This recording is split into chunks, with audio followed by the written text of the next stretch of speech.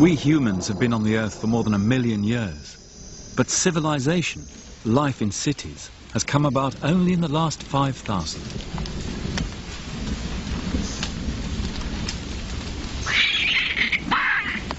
Through history, civilizations rose and fell, carved out of nature, dependent on nature. In the end, nature took them back. But in the past few hundred years, one form of civilization, that of the West, has changed the balance with nature forever.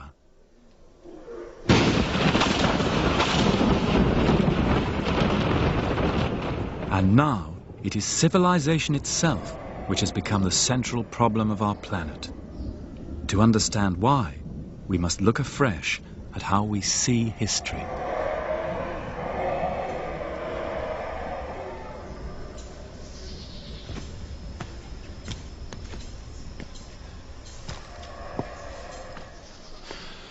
In our time, at the end of the 20th century, many people in the West speak as if the future course of history has been settled.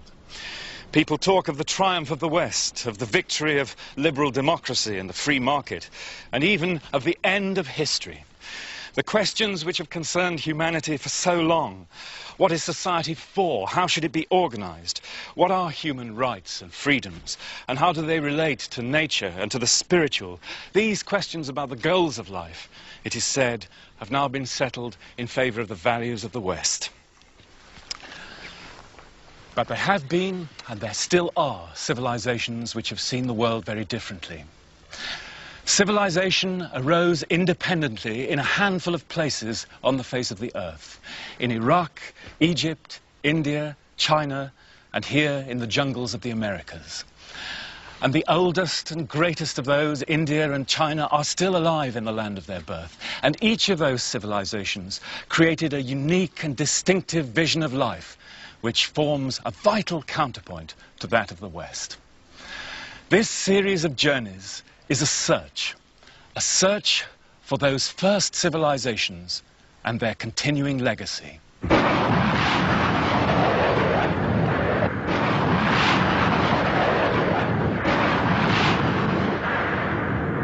It's through such images that the West has come to know Iraq. To most of us, its history and culture were a blank before 1991. Yet by terrible irony, when the Western powers came to make war here in Iraq, they were returning to the very source of their own civilization.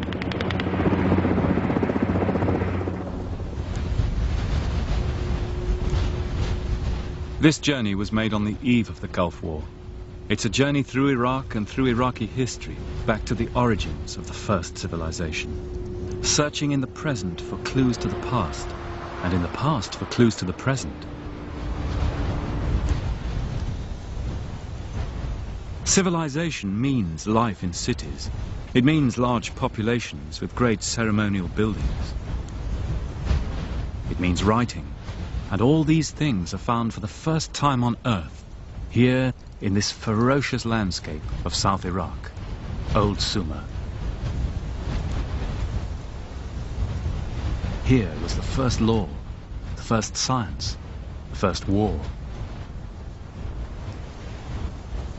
And now, what remains is a stark warning to our pride in the human achievement, for this is all that's left of the world's first cities.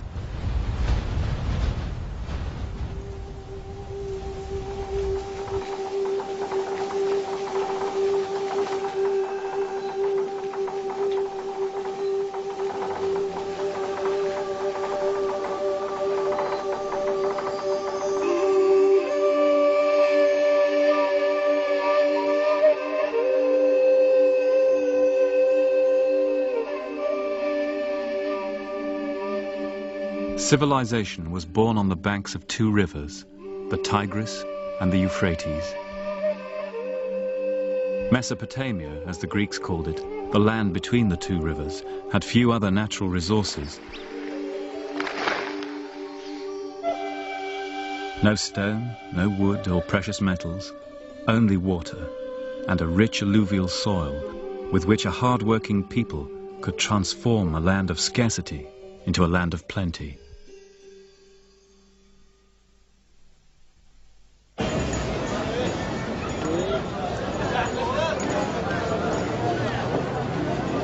And the other great resource of Iraq was its people. Iraqis are a mixture of Arabs, Kurds, Turks, Persians, whose ancestry goes back to the mysterious people who created the first civilization, the Sumerians. Their character today is still the same as in their ancient proverbs: long-suffering, resilient, hard-bitten, pessimistic. Heirs to a brilliant but terrible history, repeatedly conquered by their neighbors, or brutalized by rapacious military regimes whose conception of justice was an iron fist in the land where law was first devised. Not surprisingly, they were a people who pondered deeply the meaning of life.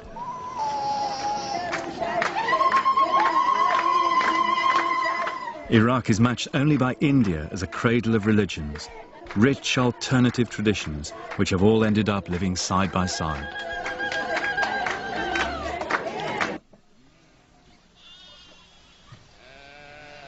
The history of Iraq, then, is rich in splendors and sorrows, the most gifted of civilizations and yet the most tragic, the first attempt by humankind to bring people together in organized societies with a measure of happiness.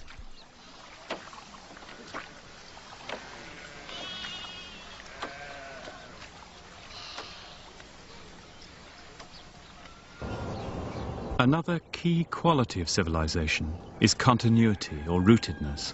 The old towns of Iraq are the oldest continuously inhabited on Earth. And it was to places like this, Tel Afar, in the 19th century, that Western explorers came for the first time, looking for origins in the land which the Bible said was the cradle of the human race. Here at Tel Afar, at the dawn of Mesopotamian archaeology, in 1846, the English excavator Austin Layard, famous for his discoveries at the cities of Nineveh and Nimrud, climbed up here to the top of the citadel one evening. And as the sun set, he says, I looked out and counted over 100 Marns out there throwing their long and darkening shadows across the plain. Each of those mounds had built up over millennia with the accumulated debris of human settlements.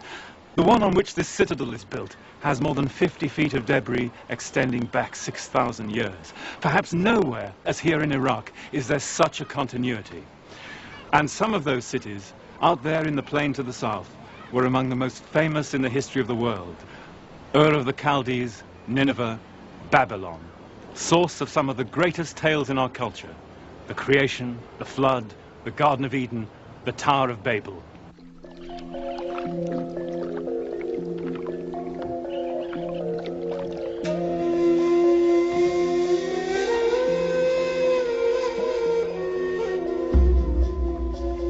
Those stories all come from the magical landscape of Iraq's deep south. Here, on the edge of the great alluvial plain of Sumer, is a wild and beautiful marshland where the Tigris and Euphrates meet. This was the biblical Garden of Eden.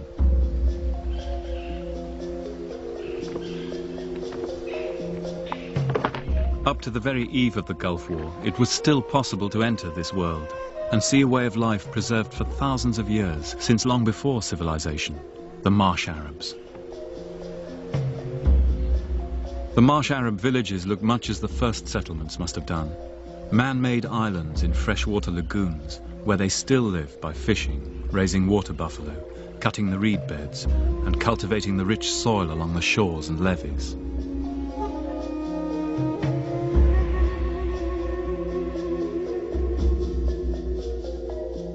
Their reed houses, some nearly 100 feet long, are still built in the same fashion as was depicted 5,000 years ago in the art of Sumer.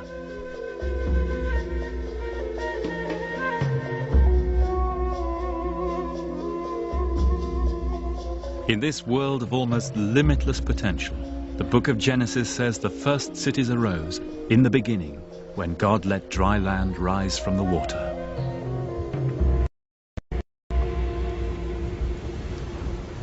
And in the beginning, said the Sumerian myths, was Eridu. Legend said this was the mound of creation, the first land which arose from the primal sea at the beginning of time. Here was a sacred shrine which preceded the first cities, At the root of civilization is the temple. Eridu is lonely, windswept and abandoned today. But it was one of the most famous places in the history of Mesopotamia. Not only did the Sumerians believe that this was the site of the mound of creation, they thought that here kingship, that is political society, first came down to earth, and that here the arts of civilization were initially developed.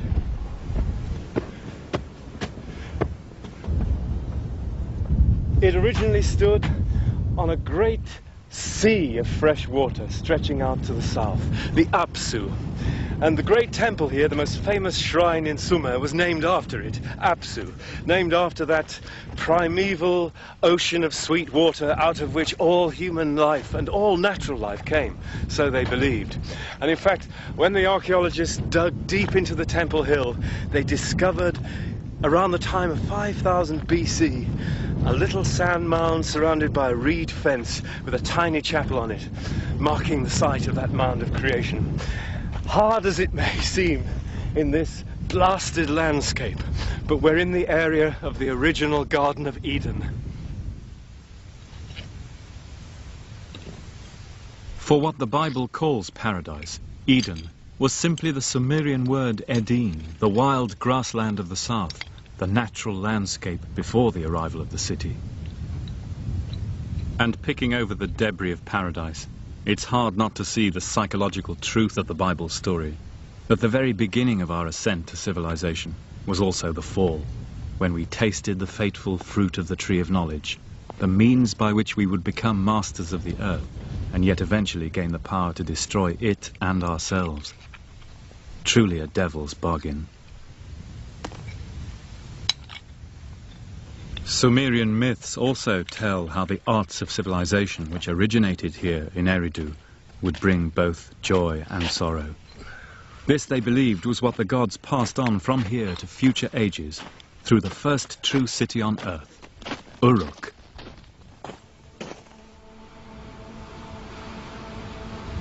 To get to Uruk today, you cross southern Iraq, skirting Ur and Nazariya, names familiar now after the war of 1991.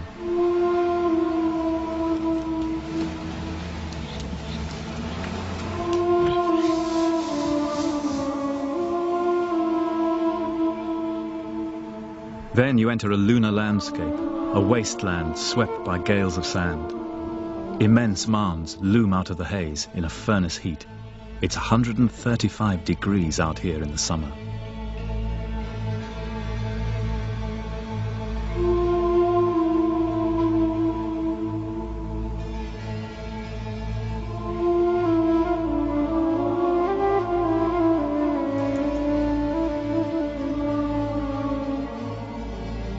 Finally, you come to a city gate, still visible after nearly 5,000 years.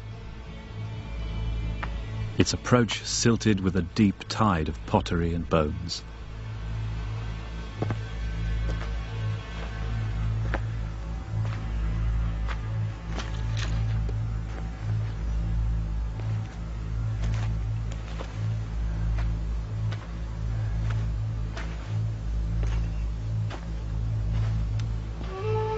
And what feelings of anticipation any city dweller of our planet in the late 20th century would experience, arriving at the place which more than any other has shaped our modern world, both in its triumphs and in its disasters.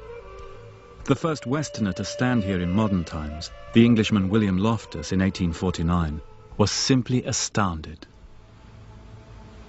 "Of all the desolate sights I ever beheld," he said, "that of Uruk incomparably surpasses all." Still 50 feet high, the line of eroded walls curves round to the horizon. In the center of the city are the ruins of a great stepped tower, a ziggurat, on which had stood the temple of the city's goddess, Inana, whom we know as Ishtar. The first city began as a religious center.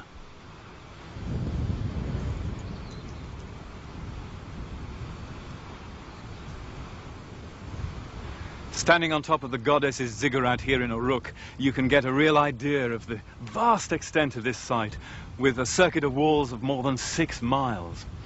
Archaeology can show that these walls were built at the end of a period of extraordinary expansion when Uruk increased 4 times in size in just a few generations.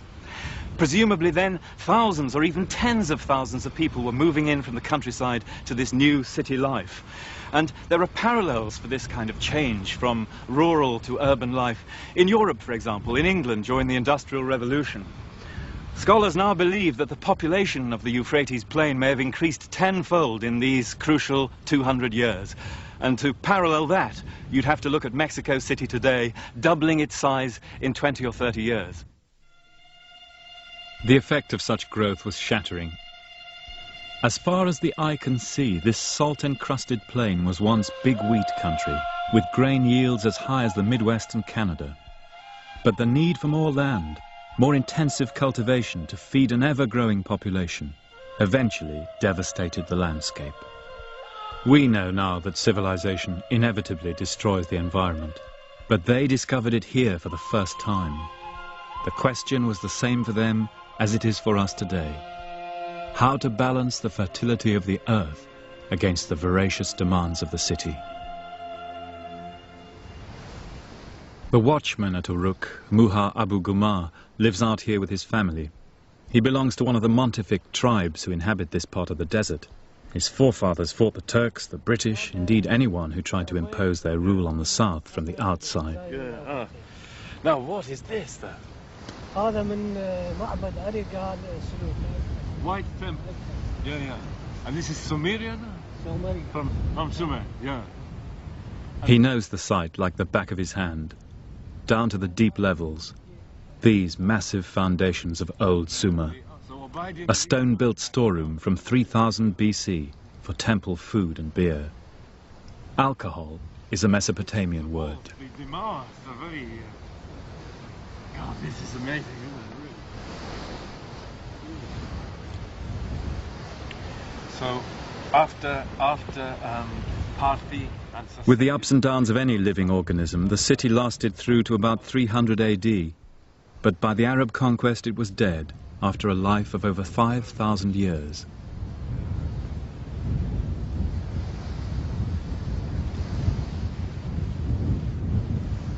It's a salutary experience walking these weathered gullies, littered with testimony to the long ascent of man, if such it is. Here were enormous temples and palaces as big as cathedrals, their facades decorated with blue glazed tiles, just as you'll see today on the mosques of Iraq. This is from the Uruk palace. So this is from the front of the wall of the palace. Oh my God. And from the Seleucid times. So this is when the palace was rebuilt after the time of Alexander the Great. 2000. More than 2,000 years old, isn't that astonishing? God. Thank you very much.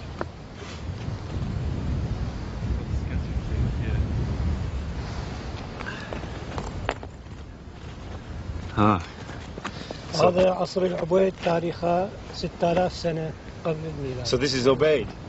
Obeid. So it's 6,000 years. 6,000. And this? But what is this here? What is this, Mr. Muha? عملة بارتية. It's money. It's a coin money, فلوس. of the Parthians. بارتية. So this is from Uruk in the time of the Roman Empire. Yeah. And this, I think I recognize. And from the deep past, hints of the enigmatic beginnings we saw at Eridu. Sumerian pottery, wheel-turned pottery, for the wheel is found here for the first time in history, along with so many other great inventions we still live our lives by today. Here was the first astronomy, the first literature, the first school, the first map of the world. Here they first thought of dividing time and space in multiples of 60, so that even now, whenever we look at a watch, we're still in their debt.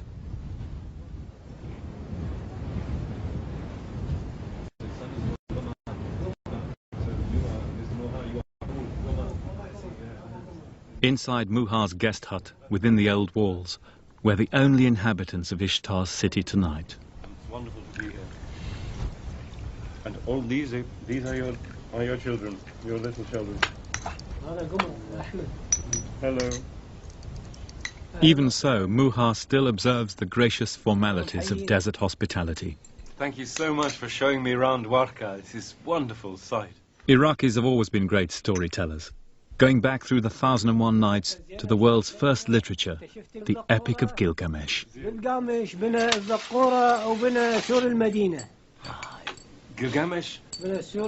the walls. Yeah. Gilgamesh built the walls. King of Uruk, first and best of heroes. His was the original tale of the flood and the great ark, known today to almost every child across the world. His last adventure was the futile quest for everlasting life, model for all searches from the Odyssey to the Holy Grail, Star Wars and Indiana Jones. And we know his story because of writing. Writing is first found in the world here in Uruk, maybe invented in this city by some unknown genius not long before 3000 BC. Without writing, there could be no civilization. And it was through writing that we humans found a kind of immortality, passing on our memory to posterity, so that even now we can go back with them, as they would say, to a far-off day, on a far-off night, in a far-off time, in Uruk, as the scribe writes, Gilgamesh, what you seek you will never find. For when the gods created man, they let death be his lot, eternal life they withheld. Let your every day be full of joy, love the child that holds your hand, let your wife delight in your embrace, for these alone are the concerns of humanity.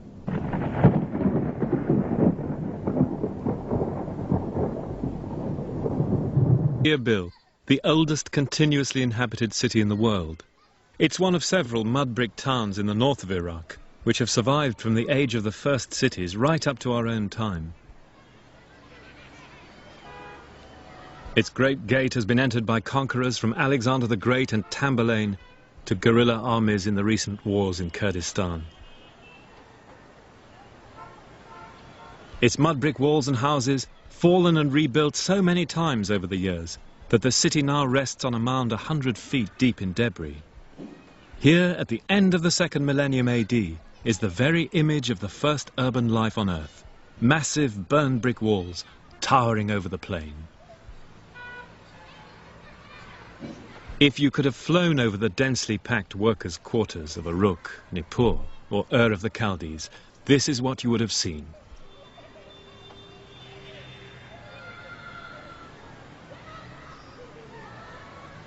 And within the walls of Erbil, we can still get an idea of how people lived and how society was organized in those first cities of old Sumer. For here the past literally is still alive. Inside the old citadel at Erbil, you find yourself in a maze of narrow lanes and alleyways fanning out from the main gate. And although the mud brick houses on either side have been rebuilt and destroyed countless times over the generations, the pattern of the streets is still essentially the same. There are 800 families here today, that's 4,000 people, organized into neighborhood wards just as they were in Ur and Nippur. So these were small-scale, face-to-face communities which knew each other or were related by kinship or marriage or from the old village, perhaps with a local shrine and a tiny little market, rather like later Islamic cities where each ward had its mosque, its souk and its bath.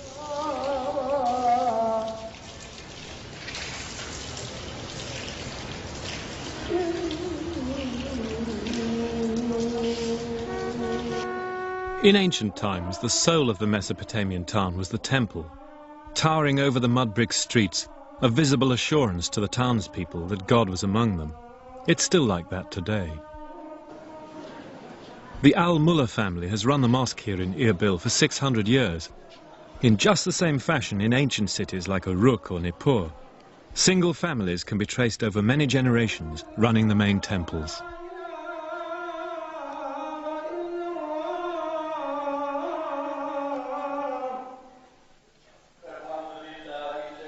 In this little corner of Iraq, the gods have come and gone.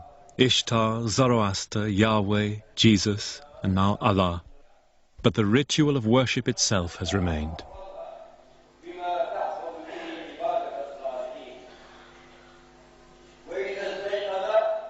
And on this spot where the oracle of the goddess Ishtar once stood, there's been continuous worship for longer than anywhere else in the world. In such continuity, perhaps, lies one of the defining qualities of civilization.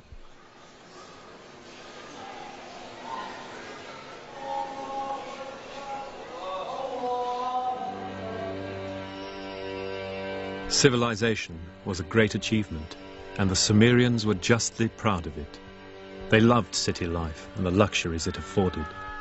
But at heart they were a pessimistic people who knew how fragile human achievement could be.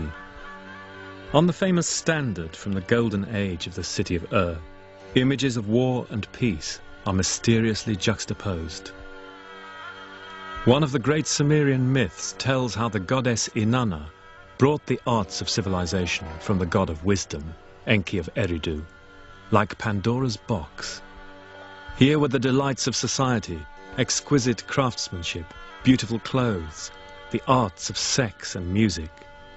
But civilization has a darker side, said Enki, which has to be accepted along with the good. There was the art of being mighty, the art of being kind, the art of straightforwardness, the art of deceit, the art of kingship, justice, and the enduring crown.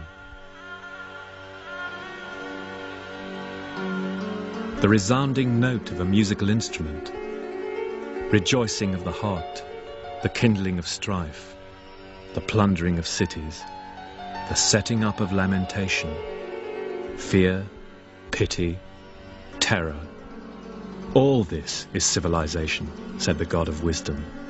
All this I give you, and you must take it all with no argument, and once taken, you cannot give it back. In around 2000 BC, signs of foreboding swept Sumer.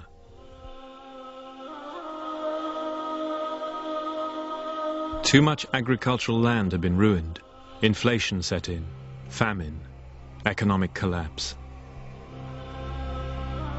Evil, wrote the king Ibisin, is descending on our land.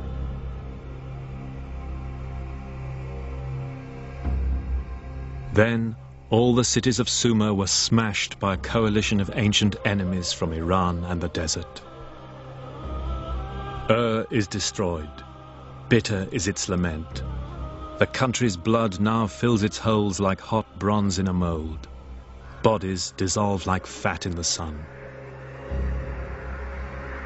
Our temple is destroyed. The gods have abandoned us like migrating birds. Smoke lies on our city like a shroud.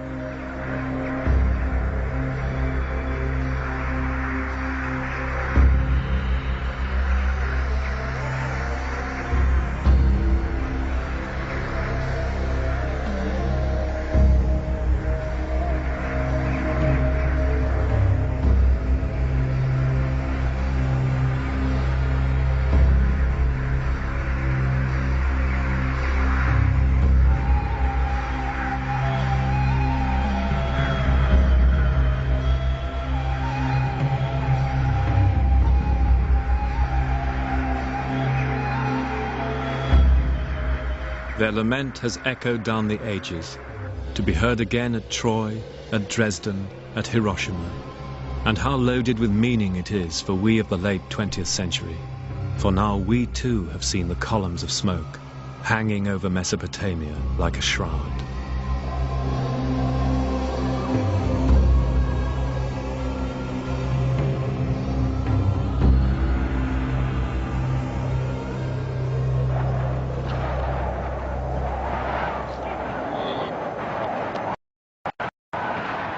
The people of Sumer would sing laments for their sacked cities for 2,000 years. Meanwhile, refugees fled Iraq on the caravan routes across the western desert, images evoking those of our own time. City dwellers become as one with nomads who'd never known a city. Among them, the Bible says, was a citizen of Ur, now revered by half the world, Abraham.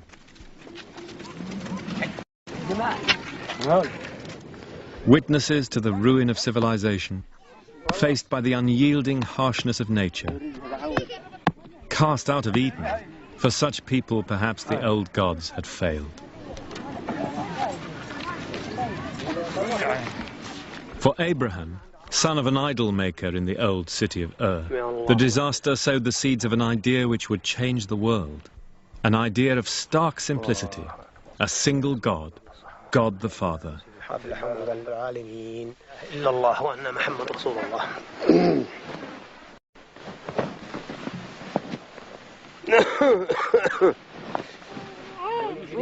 Abraham took his idea with him as he migrated to Palestine. And now, ironically, he's viewed as the founding father by Jews, Christians and Muslims alike. For Abraham was the first man to make a covenant with God. It was perhaps Iraq's greatest legacy to the world.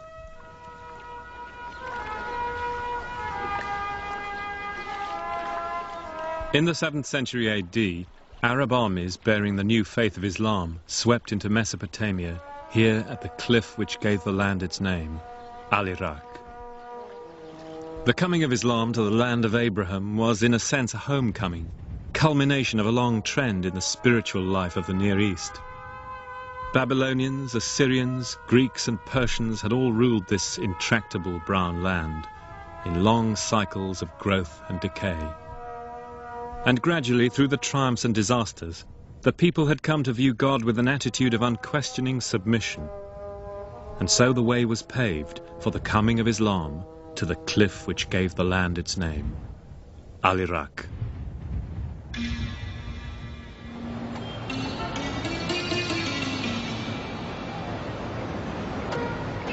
After the Arab conquest in the south of Iraq, Old Sumer, Islam took on a distinctive local form which remained true to its ancient past, Shi'ism.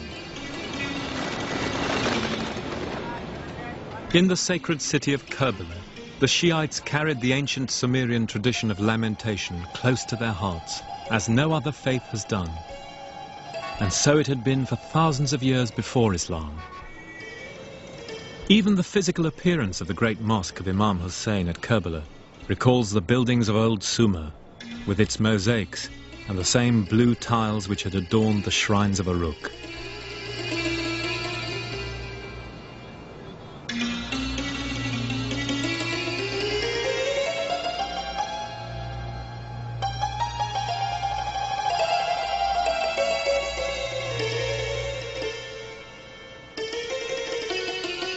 A true temple, as the Sumerians would have said, shining like a rainbow in the bright sun.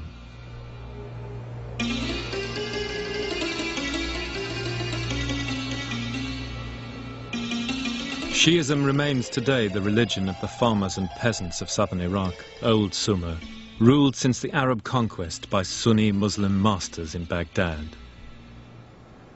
In 1991, at the end of the Gulf War, Kerbala was devastated as the Shiites rose again against their overlords. Once more, the sacred shrine of Sumer was sacked and desecrated. And as so often before, the people of the south were left to lament.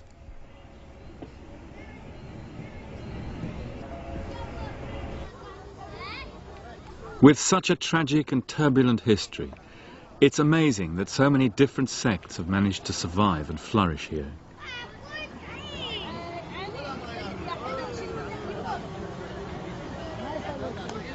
This is a Mandean wedding.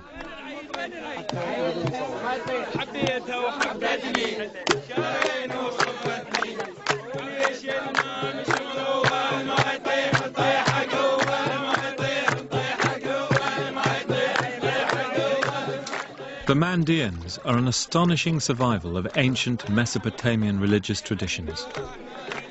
You could say they're the last of the Babylonians, but they also put us in touch with the baptismal customs out of which Christianity arose. For like Jesus, they call themselves followers of John the Baptist. Their wedding ceremonies are accompanied by full immersion in the Tigris, which in commemoration they still call the Jordan.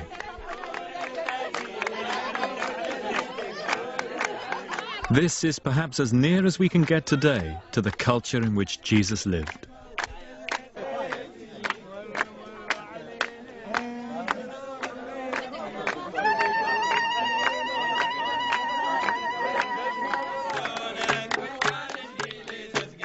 The Mandeans are a reminder of how pluralism and tolerance are essential qualities of civilization.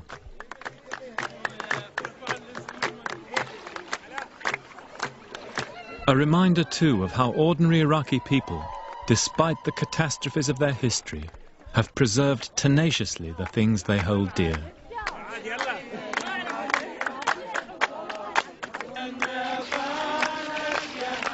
Life is victorious, says their marriage service. And indeed, what if a man gain the whole world and lose his soul?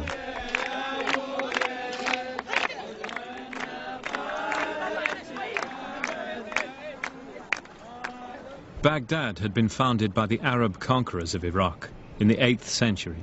It became the greatest cultural center in the world, the richest city on earth, it was said. Little survives of that time today. Successive destructions of Baghdad have seen to that.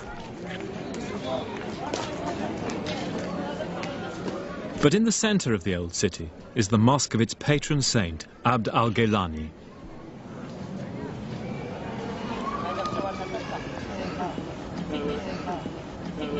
This was built at a time when colleges and philanthropic institutions were created throughout Islam, before the universities of the West, before Oxford, the Sorbonne and Bologna.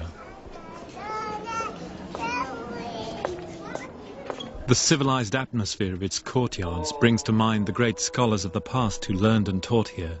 Scholars who translated the sacred books of the Jews and Christians, as they said, that we might better understand the decisions of God.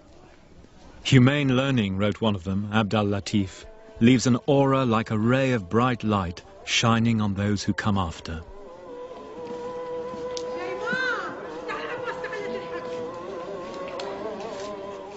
And inside the shrine, you're reminded again of the old customs of Mesopotamian worship, in the glittering Holy of Holies, whose magnificence distantly reflects something of that old pre-Islamic world.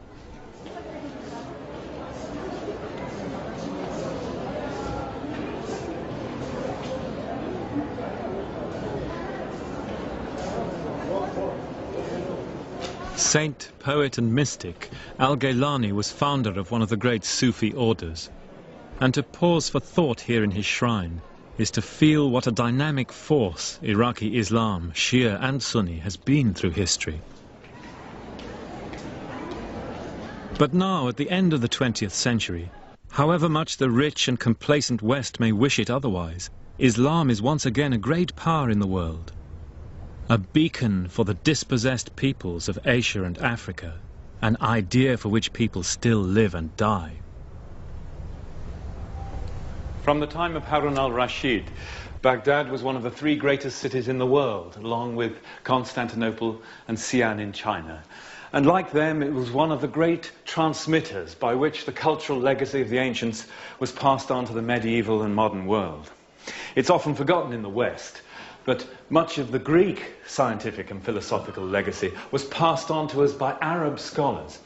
And here in Baghdad in particular, the Mesopotamian legacy in astronomy and mathematics is found in medieval Arab texts, like this one.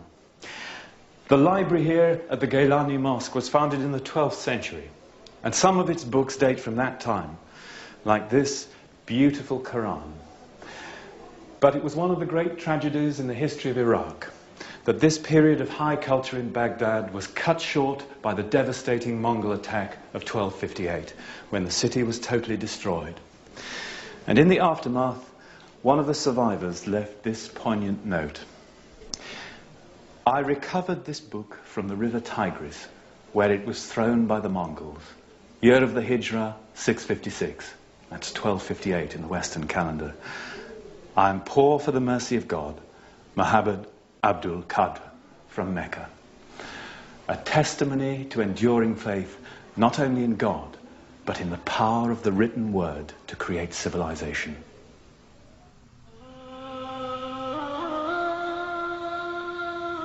You ask me, wrote a contemporary, about the sack of Baghdad. It was so horrible there are no words to describe it. I wish I'd died earlier and not seen how the fools destroyed these treasures of knowledge and learning. I thought I understood the world, But this Holocaust is so strange and pointless that I'm struck dumb. The revolution of time and its decisions have defeated reason and knowledge.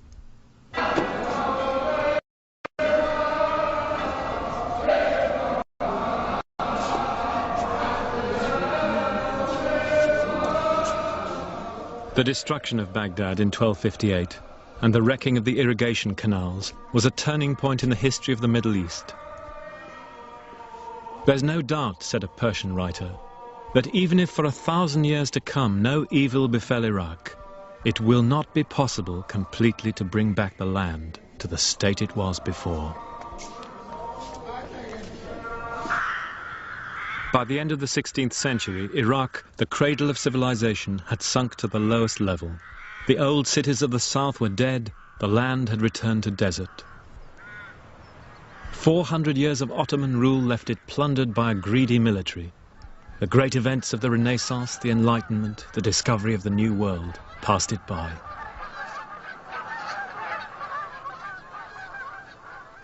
Up here in the north, though, the old traditions of urban life hung on. This is Mosul.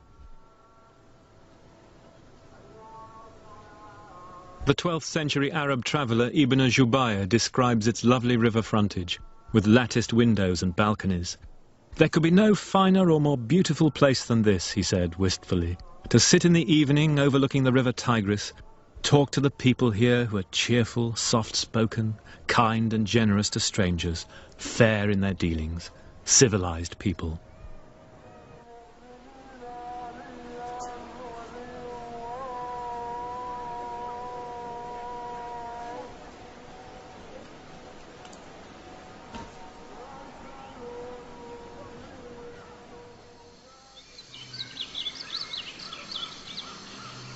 Out to the north of Mosul, in one of the loveliest spots in Iraq, the amazing religious life of the country has one more surprise. Our journey, which started in the Garden of Eden, has brought us finally to the domain of the Prince of Darkness, Satan himself. This is the shrine of the Yazidis.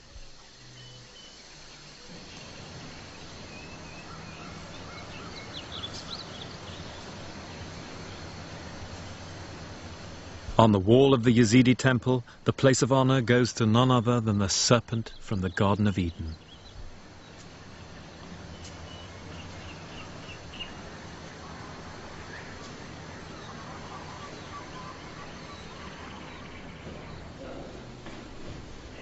Once unfairly branded as devil worshippers, the Yazidis believe that the real power in the world is Satan. It's Satan who dispenses good and evil, sickness and health, and so he needs careful and regular propitiation. Keeping a weather eye on the active presence of evil in the world, in their own way the Yazidis have come to terms with the devil's bargain of Iraqi history.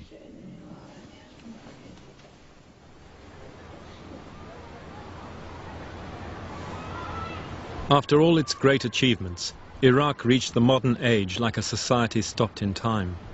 Right up until the 1920s, its ancient towns looked no different from those of the 3rd millennium BC, save that the ancients built bigger and better and had a higher standard of living.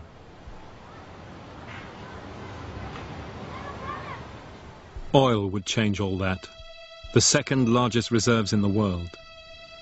And with independence, Iraq once again became a name on the world stage.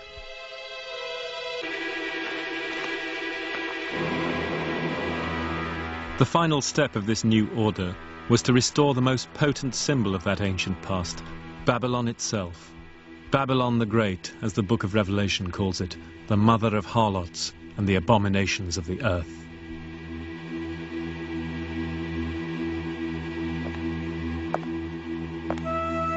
Even during the height of the war with Iran, this colossal project went ahead, rearing up palace walls with armies of guest workers from Egypt and Sudan, where Jewish captives had labored on the original.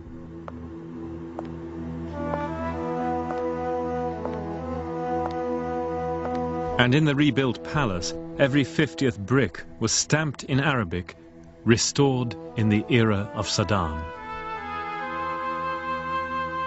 Just as in 600 BC, Nebuchadnezzar had advertised his own Babylonian revival for posterity.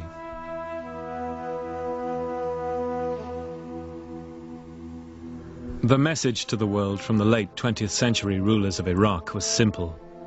Mesopotamia, they said, had emerged once again from the darkness to become a bright light of civilization.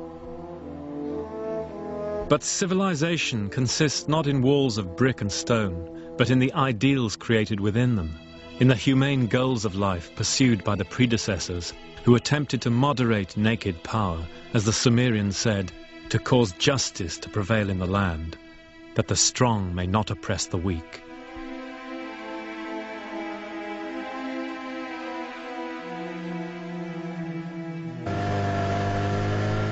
On the eve of the Gulf War of 1991, I returned to the marshes of southern Iraq. They'd been ravaged and then drained in the aftermath of the war with Iran. The water level had sunk. The waving green reed beds were now shriveled and brown.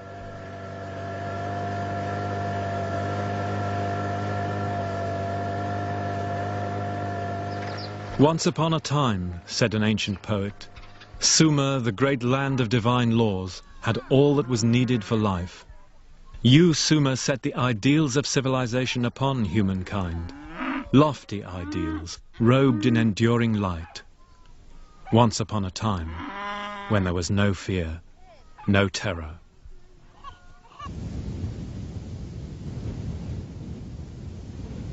In 1991, a new war was fought in this desert where the first civilization arose, close to the ruins of the first city, Uruk. Another war fought over the natural resources of the earth on which we all depend. Another war supposedly for civilization against barbarism. It is as if history has come not to its end, but back to its starting point.